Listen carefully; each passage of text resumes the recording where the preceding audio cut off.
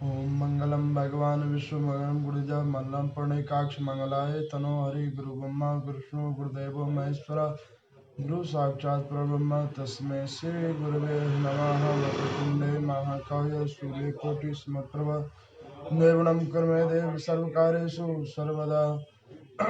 हरे कृष्णा कृष्णा कृष्णा हरे हरे, हरे राम राम राम हरे हरे। ओम नमो नारायण। नारद जी कहते हैं कि अर्जुन नाभि के पुत्र जो ऋषभ नाम से प्रसिद्ध हुए, उनके नाम पर कलयुग में नाना प्रकार के पाखंड पूर्ण मतवादों की कल्पना हो जाएगी, जो लोगों को मोह डालने वाली होगी। उन्हीं ऋषभ जी के पुत्र भरत हुए, और भरत के शतरंग के 8 पुत्र हुए और एक कुमारी कन्या हुई। पुत्रों के नाम इस प्रकार हैं: इंद्रदीप, कशेरु, ताम्रदीप, गर्भस्थिमान, नाग, शोभ्य, गंधर्व तथा वरुण। इनके अतिरिक्त जो कन्या थी, उसकी मुख की आकृति बकरी के मुख के समान होती थी। ऐसा होने का एक महान आश्चर्ययुक्त कारण था, जिसे बताता हूँ, सुनो। महिसागर के तट पर जो स्तंभ तीर्थ है, उसके समीपवर्ती दुर्गम प्रदेश में एक दिन एक बकरी अपने झुंड से भटककर चली आई। वहां लता पताओं से एक जाल सा बन गया था। बकरी प्यास से पीड़ित थी। वो जो ही उधर से निकली तो लता जाल में फंसकर मृत्यु को प्राप्त हुई। कुछ समय के पश्चात उसके शरीर का सिर से नीचे का भाग टूटकर सब पापों का निवारण करने वाला स्वर्त तीर्थ में महिसागर संगम में गिर पड़ा। उस दिन शनिचर तथा अमावस्या की योग थी। सिर तो लता गुल्म उस जाल में फंसकर ज्यों का त्यों रह गया, अतः जल में गिरने नहीं पाया। शेष शरीर महिसागर के जल में गिर गया था। अतः उस तीर्थ के प्रभाव से वह बकरी सिंघल देश में राजा शतरंग की पुत्री हुई, परंतु उसका मुंह बकरी का ही रह गया। शेष सभी अंग बड़े ही सुंदर थे। राजा शतरंग पहले ही संतान थे, अतः उनके यहाँ पर जो पुत्री हुई वह उन्हें 100 पुत्रों के समान प्रिय थी, किंतु बकरी के तुल्य उसका मुख देखकर सब राजा परिवार के लोग बड़े विस्मित थे। राजा अपने रानियों सहित बहुत दुखी थे। धीरे धीरे वह कन्या युवा अवस्था की हुई, और एक दिन उसने अपने दर्पण में अपने मुंह को देखा, तो देखते ही उसे पूर्व जन्म का स्मरण आया।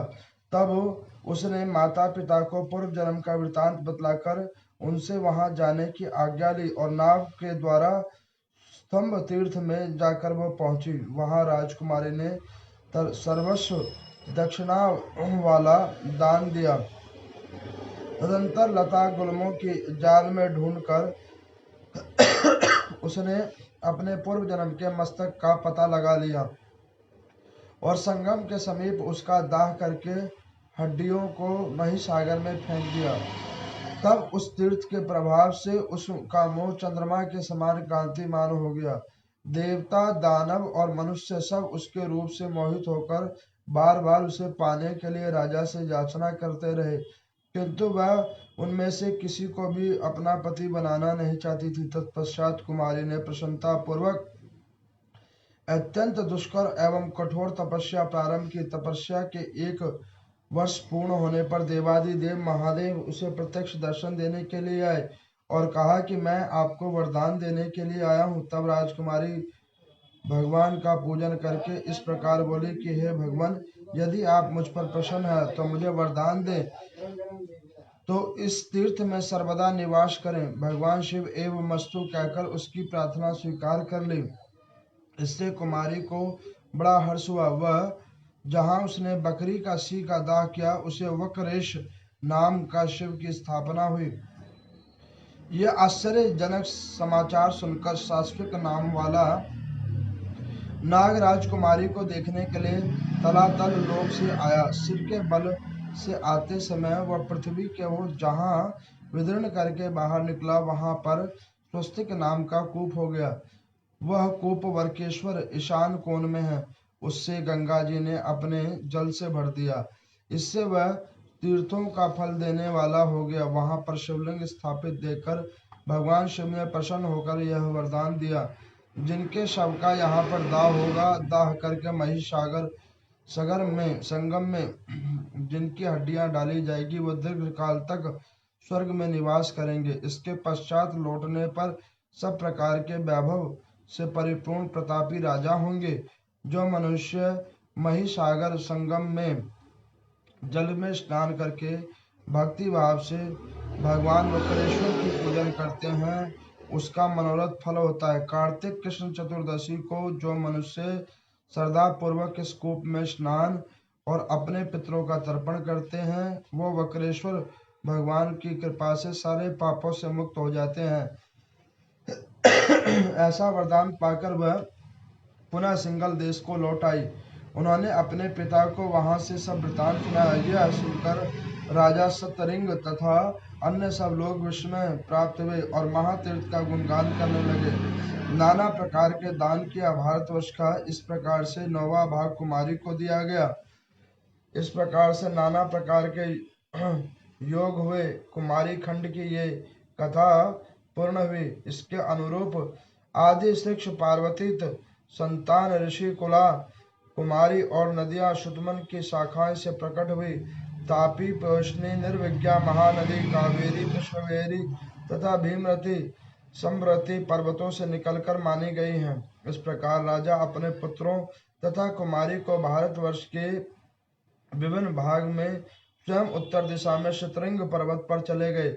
वहां घोर तपस्या की और इधर महाभाग्यशालिनी कुमारी स्तंभ तीर्थ में रहकर कुमारी का खंड के आय से दान देते हुए तपस्या करने लगी। तदंतर कुछ काल के बाद कुमारी के 8 भाइयों से 9 पुत्र उत्पन्न हुए, जो महान पराक्रम, बल और उत्साह से संपन्न हुए। एक दिन वह सब वहां पर आकर कुमारी से बोले कि हे सुबे, तुम हमारे कुल की देवी हो, हम पर कृपा करती हो।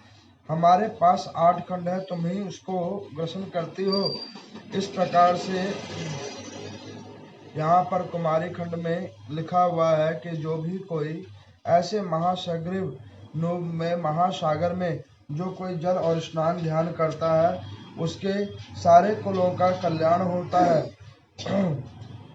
भारतवर्ष के कुल ग्रामों की संख्या को यहाँ पे विवरण किया गया है। उसके बाद में महिषागर संगम क्षेत्र के गुप्त होने का भी वार्ता बतलाई है, जिससे कुमारी जानती है। अतः उस गुप्त क्षेत्र भगवान कुमारेश्वर का पूजन करते हुए भगवान महान का पातल वर्क का उन्होंने भी पालन किया है। इस प्रकार से मंदिरों में जीर्ण उद्धार और मंदिरों के समान फल देने वाले ऐसे कुमारेश्वर भगवान शंकर के पूजन का विधान भी उन्होंने बतलाया हुआ है।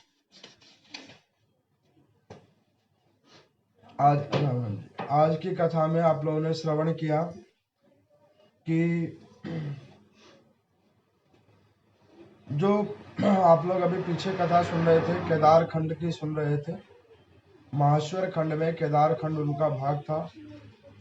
फिर उसके बाद आप लोगों ने कुमार खंड सुना। उस कुमार खंड का ये भाग है कुमारी खंड।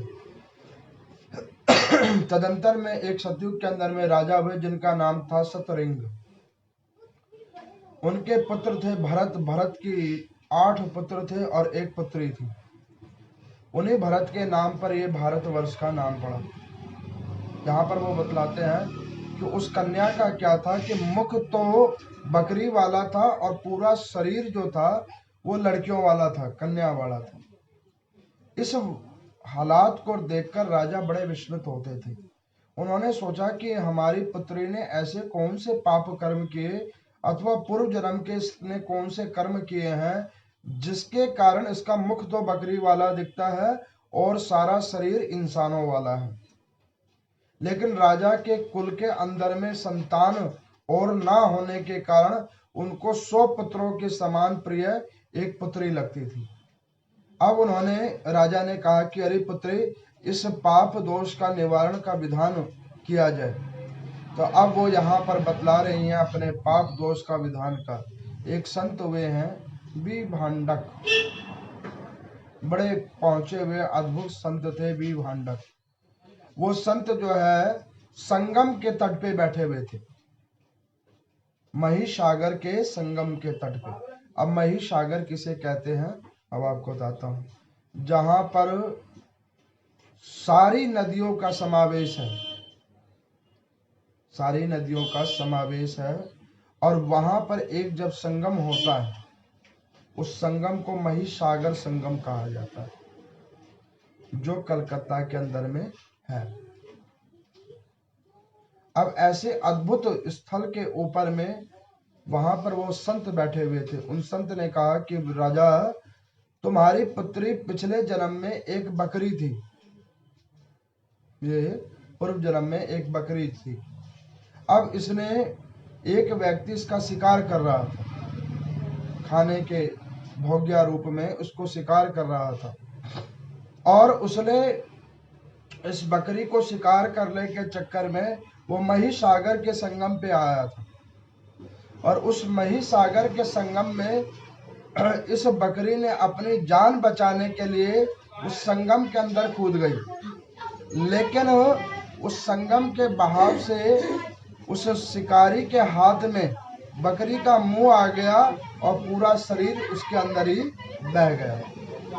उस महिसागर के संगम से, उसके प्रभाव से इसका शरीर तो पुण्य देने वाला हो गया, लेकिन मुख जो है वो बकरे का ही रह गया। तो यहाँ पर किसी ने नारद जी से पूछा कि इसमें उस बकरी का क्या दोष, तो कहते हैं इसकी भी एक कथा है। वो कहते हैं कि पृथ्वी लोक के ऊपर में जैसे कि जीव आत्मा नाना प्रकार का अन्न भक्षण करता है, उसी प्रकार से उसका भी भक्षण करने के लिए वो जीवात्मा आगे तत्पर होता है। जैसे कि अब एक भेड़िया था, एक जो था मांस बेचने वाला था, उसने कुछ भेड़े रख रखी थी। तो उस व्यक्ति ने क्या कर रखा था, उसकी जो सबसे सुंदर भेड़ थी उसके गले के अंदर में एक हीरा बांध रखा था, हीरा का लॉकेट बना के डाल रखा था। कुछ समय जब बीता तो एक उस ग्राम के अंदर में कोई जुआरी आया, और एक वहां पर उसी ग्राम के अंदर में एक सोने को बेचने खरीदने वाला सोनार भी आया। तो वहां पे जुआरी ने उस मांस बेचने वाले से जुए में उस भेड़ को लगाया, उस भेड़ का बोली लगवाई। तो उसने कहा कि भैया, जो लोग अपने स्वाद के लिए जीवों की हत्या करते हैं, उसको ग्रहण करते हैं, उसको भी कर्म फल भोगना पड़ता है। जो जिसको खाता है वो भविष्य में उसको वो खाता है। जैसे कि आप खाइए मछली, आज आप उसको खाइए, कल वो आपको खाएगा। जैसे जैसे जिस जिसको आप खाएंगे वैसे वैसे वो आपको पूर्वोत्तर समय होने पे वो आपको खाएगा।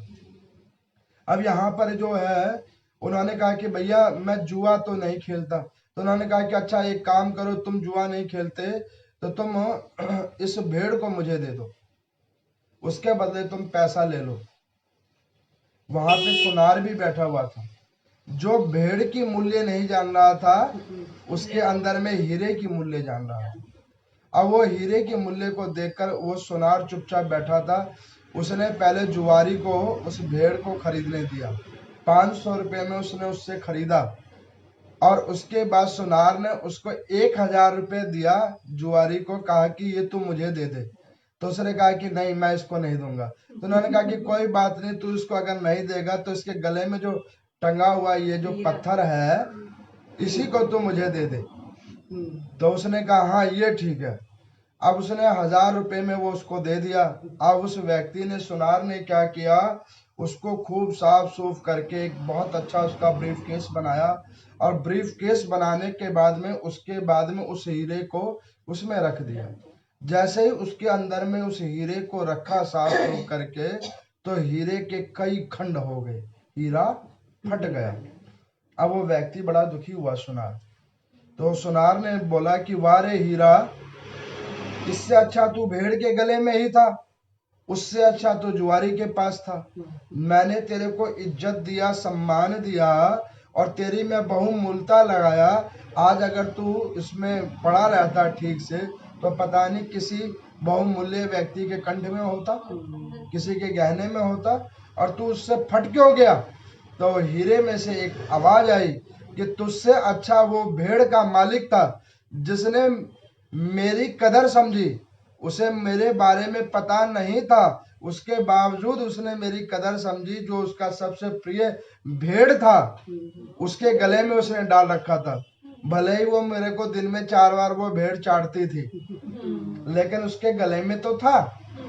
उसने मेरा मूल्यांकन किया सही मायने में, और तूने उसका मूल्यांकन नहीं किया। कह रहे कि मैंने भी तो 1000 रुपए देके खरीदा। उन्होंने कहा कि तूने बहुमूल्य हीरे का कीमत केवल 1000 रुपए ही लगाया। अरे तू इतना देता उसको कि उसको पूरे जीवन ये भेड़ पालने का कार्य तो नहीं करना पड़ता। क्या तेरे को उस हीरे की इतनी ही कीमत मिलती? तो उसने कहा नहीं, इतनी तो नहीं मिलती। तो उन्होंने कहा जब तूने उसको उसकी कीमत के अनुसार रकम नहीं दी, उसे नहीं पता था तो तुमने रकम भी नहीं दी, तो फिर तुम्हारे पास से फलित कैसे होती?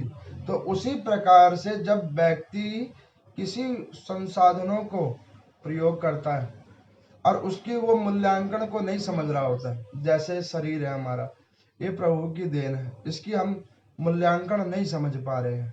इसमें हम ये सोच रहे हैं कि नहीं नहीं ये हमारी वस्तु, हम इसे अपने अनुसार से इसको प्रयोग कर रहे हैं, अथवा इसको अपने अनुसार से इसमें सब कुछ करते हैं। लेकिन उन्हें ये नहीं पता कि ये जो शरीर है ये प्रभु की देन है।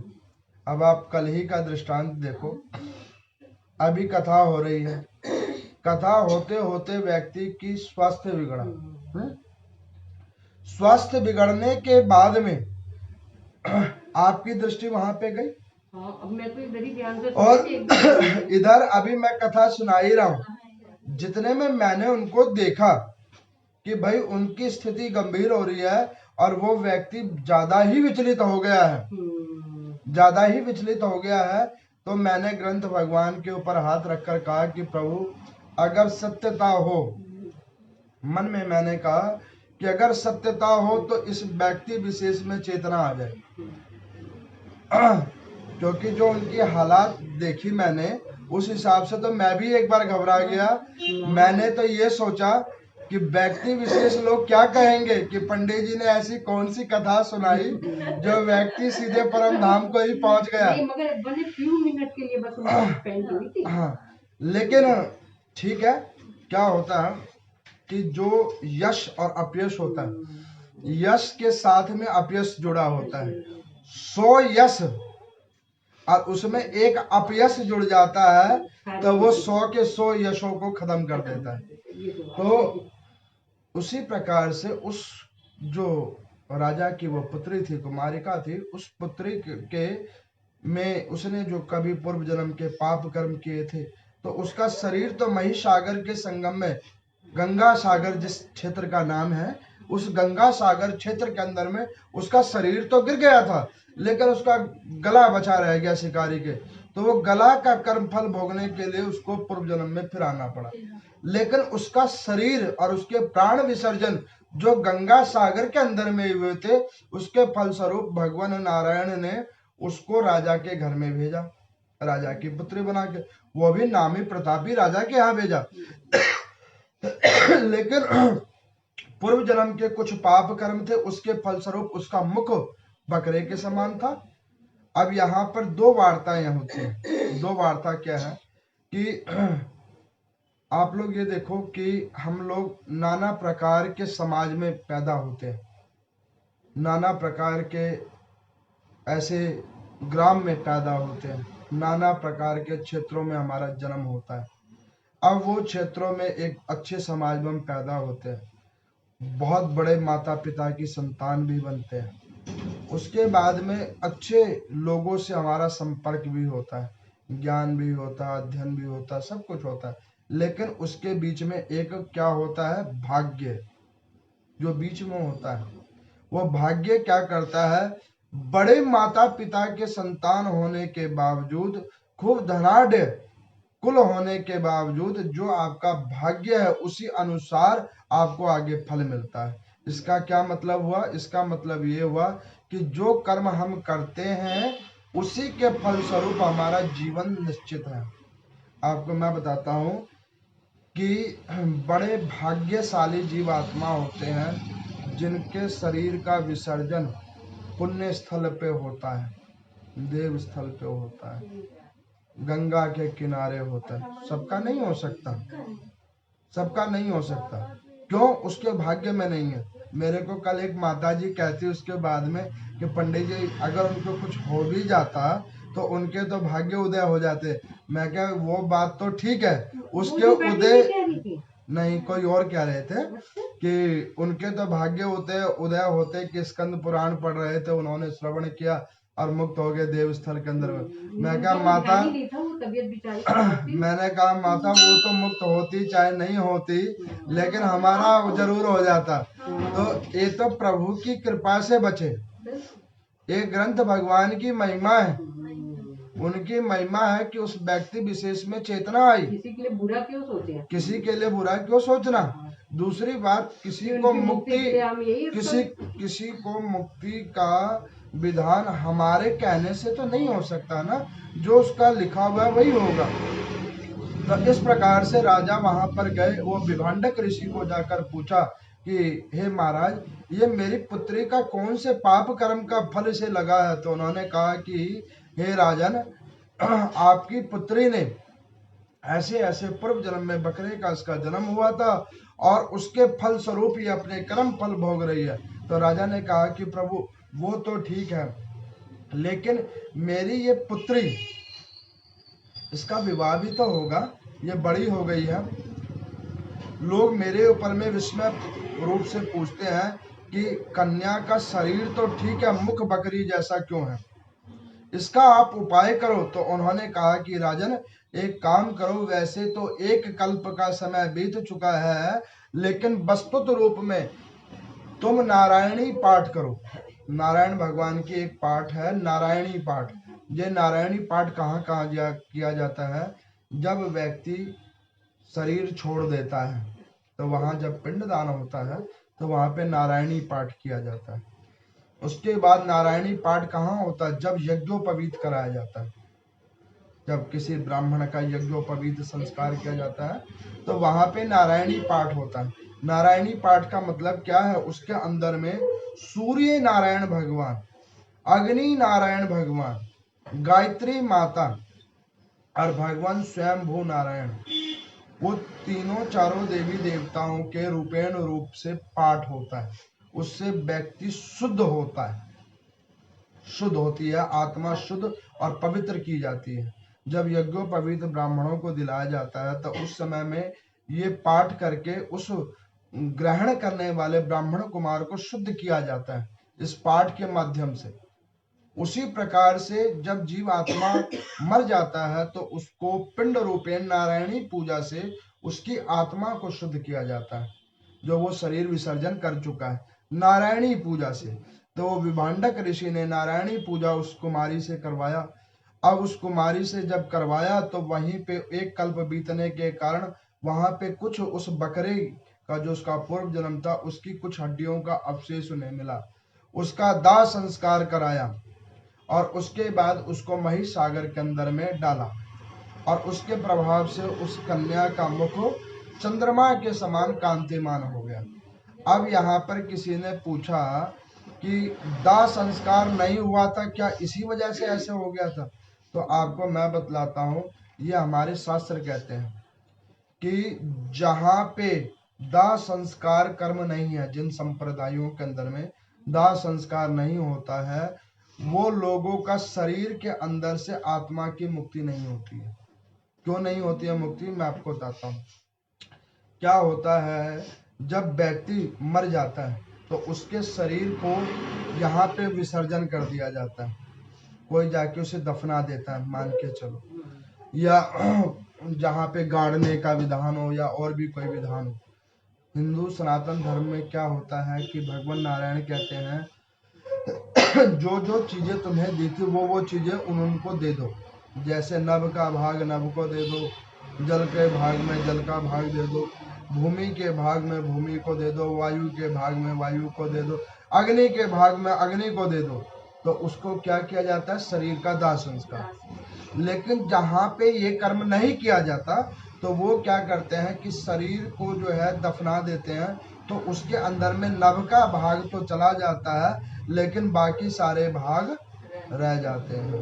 अब वो सारे भाग जो रह जाते हैं तो उतने कल्प तक, जब तक उसके अंदर में वो शरीर मिट्टी का रूप ना ले ले, तब तक उसकी आत्मा जो है वो उसी शरीर के आगे पीछे घूमती रहती है। अब वो क्या करती है कि ऊपर में उसको मिल चुका है, ऊपर से उसको आदेश हो चुका है कि आगे आप इस जगह पे जाओगे, इस घर में जाओगे, उस यहाँ पे जन्म होगा। कई जगह पे आप देखते हो मिसकैरेज हो जाता है, बच्चे का मिसकैरेज हो जाता है, गर्भपात।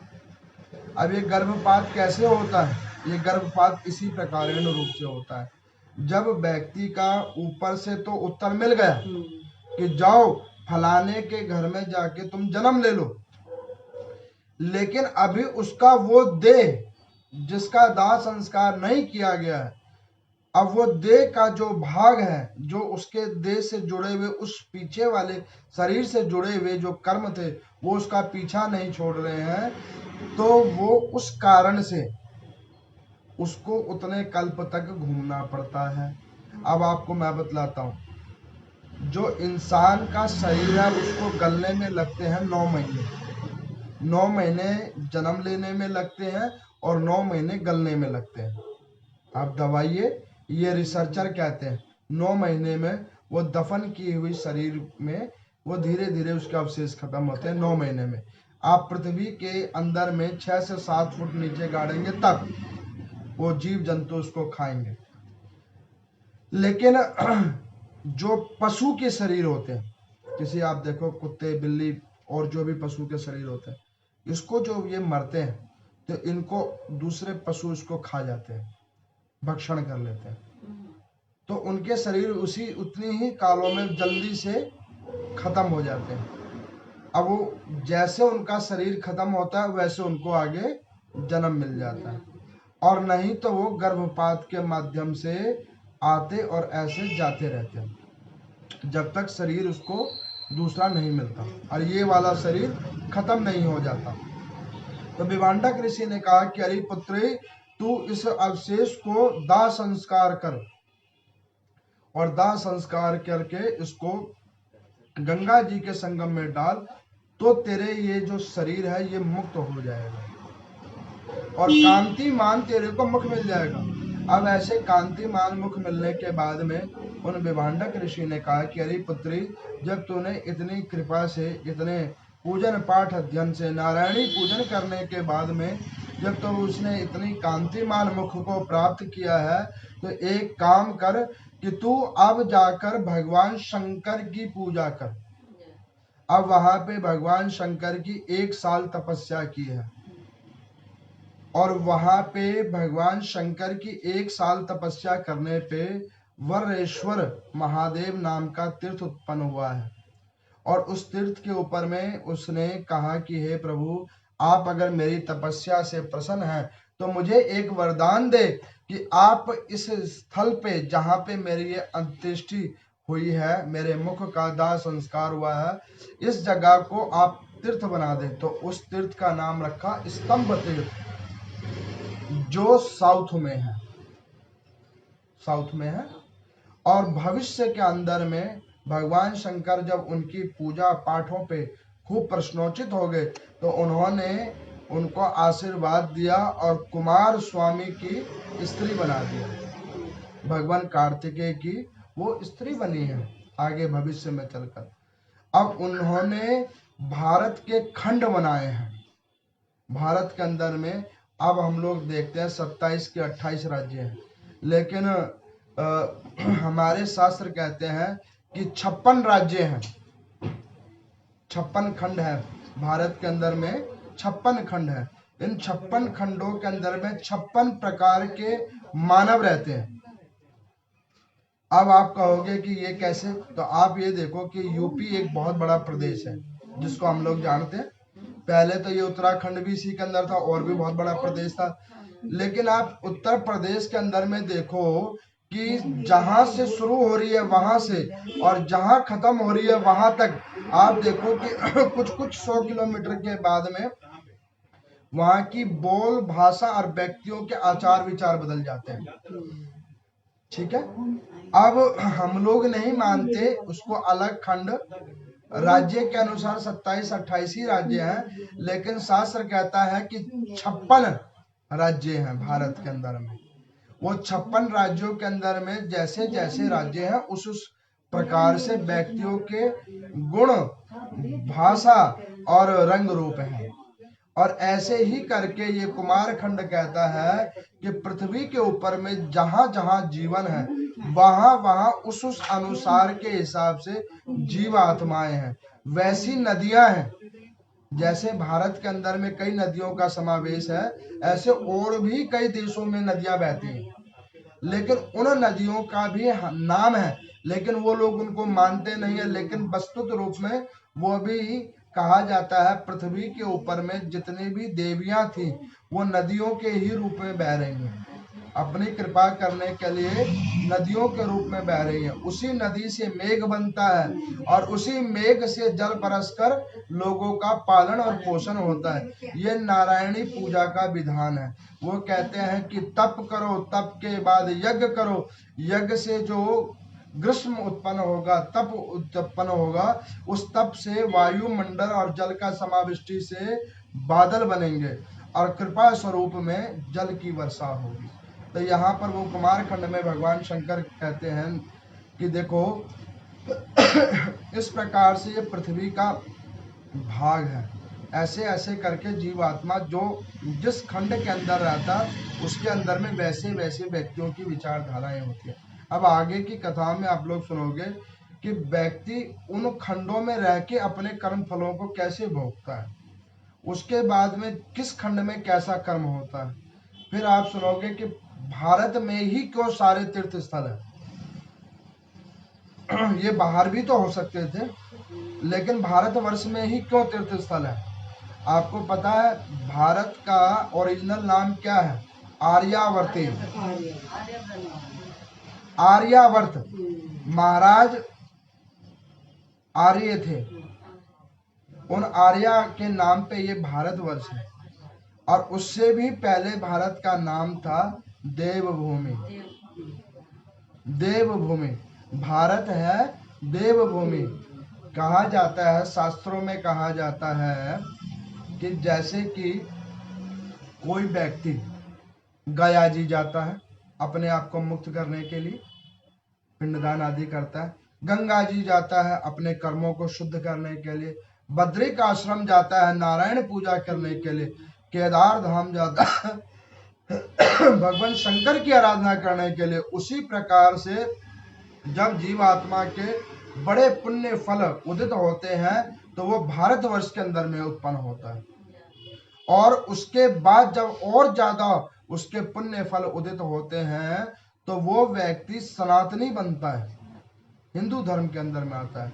उसके बाद भी जैसे जैसे कर्म होते हैं उस प्रकार से उसको वर्ण मिलते हैं, और उस सारे वर्णों के बाद में जो बहुत पुण्य आत्मा होता है वही ऐसे नाम संकीर्तनों को श्रवण करता है, भजन करता है, कीर्तन करता है। उनके ऊपर जब बहुत कृपा हो जाती है तभी वो उसको करने के योग्य होता है। तो ये यहाँ पे कुमारखंड का विधान बतलाया गया है, और इस कुमारखंड की वो महिमा बतला रहे हैं कि ये कुमारखंड की महिमा है कि जिसको जो कोई श्रवण करके और इसको चिंतन करके व्यक्ति अपने कर्मों की ओर देखकर आगे की भविष्य को वो और देखता है, और उस अनुसार अपने कर्मों में वो समय के अनुसार परिवर्तन कर लेता है, वो जीव आत्मा ये कर्म बंधनों से मुक्त हो जाता है। ओम नमो नारायण।